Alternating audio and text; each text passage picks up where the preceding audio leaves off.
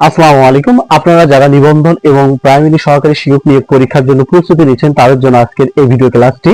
তো আজকে আমরা এমন দুটি অঙ্ক সমাধান করা শিখব যে অঙ্ক দুটি বারবার পরীক্ষাতে এসে থাকে, যে এখানে বলা আসে যে 144 এর কোন সংখ্যাটি 40% সমান, এবং বলা আছে যে 75 এর কোন সংখ্যার 25% সমান সমান কত।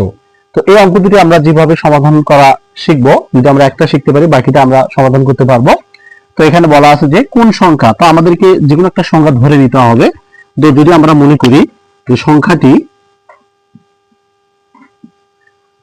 সংখ্যাটি যদি আমরা x ধরে নিই, তাহলে এখানে 40%, তো আমরা লিখতে পারি এখানে যে x এর 40% সমান সমান 144।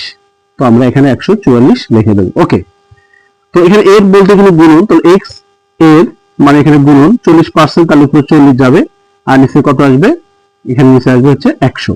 তো সমান সমান আমরা এখানে 144 লিখতে পারি। তো যদি আমরা এই শূন্য ক্যান্সেল করে দিই, তাহলে x ইকুয়াল টু, তো আমরা লিখতে পারি 144।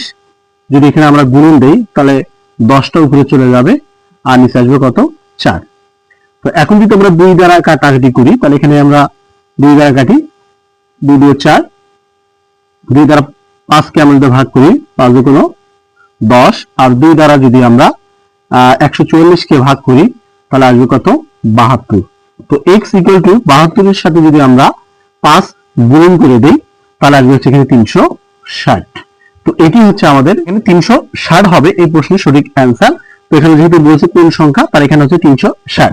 যদি আপনারা এই অঙ্কটি বুঝতে পারেন তো অবশ্যই আপনারা এই অঙ্কটি সমাধান করে কমেন্টসে জানিয়ে দেবেন যে অ্যান্সারটা কত হবে। সবাইকে ধন্যবাদ।